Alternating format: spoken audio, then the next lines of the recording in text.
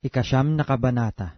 Sinasabi ko ang katotohanan na kay Kristo, na hindi ako nagsisinungaling, na ako'y sinasaksihan ng aking budhi sa Espiritu Santo, na mayroon akong malaking kalungkutan at walang tigil na karamdaman sa aking puso, sapagkat ako'y makapagnanasa na ako man ay itakwil mula kay Kristo, dahil sa aking mga kapatid, na aking mga kamag-anak ayon sa laman, na pawang mga Israelita, na sa kanila ang pagkukupkop at ang kaluwalhatian, at ang mga tipan, at ang pagbibigay ng kautusan, at ang paglilingkod sa Diyos, at ang mga kapangakuan, na sa kanila ang mga magulang, at sa kanila mula ang Kristo ayon sa laman, na siyang lalo sa lahat, Diyos na maluwalhati magpakailanman, siya nawa. Datapwat hindi sa ang salita ng Diyos ay nauwi sa wala, sapagkat hindi ang lahat ng buhat sa Israel ay mga taga-Israel, ni sapagkat sila'y binhi ni Abraham ay mga anak na silang lahat, kundi kay Isaac tatawagin ang iyong binhi. Sa makatwid ay hindi mga anak sa laman ang mga anak ng Diyos, kundi ang mga anak sa pangako'y siyang ibibilang na isang binhi. Sapagkat ito ang salita ng pangako, ayon sa panahong ito'y paririto ako, at magkakaroon si Sarah ng isang anak na lalaki. At hindi lamang gayon, kundi nang maipaglihina ni Rebeka sa pamamagitan ng isa, ito ngay ng ating ama na si Isaac, sapagkat ang mga anak nang hindi pa ipinanganganak at hindi pa nagsisigawa ng anumang mabuti o masama, upang ang layon ng Diyos ay mamalagi alinsunod sa pagkahirang, na hindi sa mga gawa, kundi doon sa tumatawag. At sinabi sa kanya, ang panganay ay maglilingkod sa bunso. Gaya ng nasusulat, si Jacob ay inibig ko, datapwat si Esau ay aking kinapuutan. Ano nga ang ating sasabihin? Mayroon baga kayang kalikuan sa Diyos? Huwag nawang mangyari. Sapagkat sinasabi niya kay Moises, ako'y maaawa sa aking kinaaawaan, at ako'y mahahabag sa aking kinahahabagan. Kaya nga hindi sa may ibig, ni hindi sa tumatakbo, kundi sa Diyos na naaawa.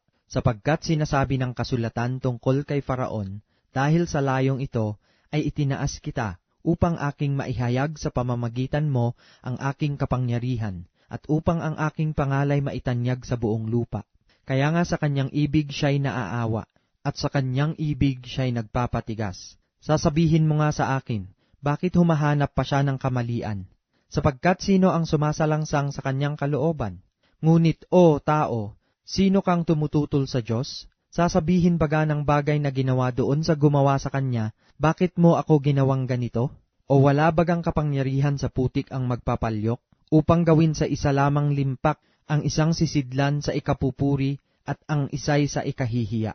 Ano kung ang Diyos ay inibig na ihayag ang kanyang kagalitan at ipakilala ang kanyang kapangyarihan, ay nagtiis ng malaking pagpapahinuhod sa mga sisidlan ng galit na nangahahanda na sa pagkasira, at upang maipakilala ang kayamanan ng kanyang kaluwalhatian sa mga sisidlan ng awa, na kanyang inihanda ng una pa sa kaluwalhatian, maging sa atin na kanya namang tinawag, hindi lamang mula sa mga Hudyo, kundi naman mula sa mga Hentil. Gaya naman ng sinasabi niya sa aklat ni Oseas, tatawagin kong aking bayan na hindi ko dating bayan, at iniibig na hindi dating iniibig. At mangyayari na sa dakong pinagsabihan sa kanila, kayo'y hindi ko bayan, ay diyan sila tatawaging mga anak ng Diyos na buhay. At si Isaias ay sumisigaw tungkol sa Israel. Kung ang bilang man ng mga anak ng Israel ay maging tulad sa buhangin sa dagat, ay ang nalalabi lamang ang maliligtas. Sapagkat isasagawa ng Panginoon ang kanyang salita sa lupa, natatapusin at paiikliin. At gaya ng sinabi ng una ni Isaias, kung hindi nag-iwan sa atin ng isang binhi ang Panginoon ng mga hukbo, tayo'y naging katulad sana ng Sodoma at naging gaya ng Gomora.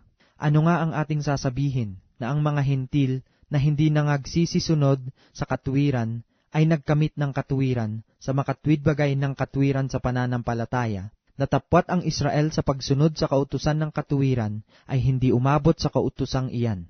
Bakit? Sapagkat hindi nila hinanap sa pamamagitan ng pananampalataya, kundi ng ayon sa mga gawa.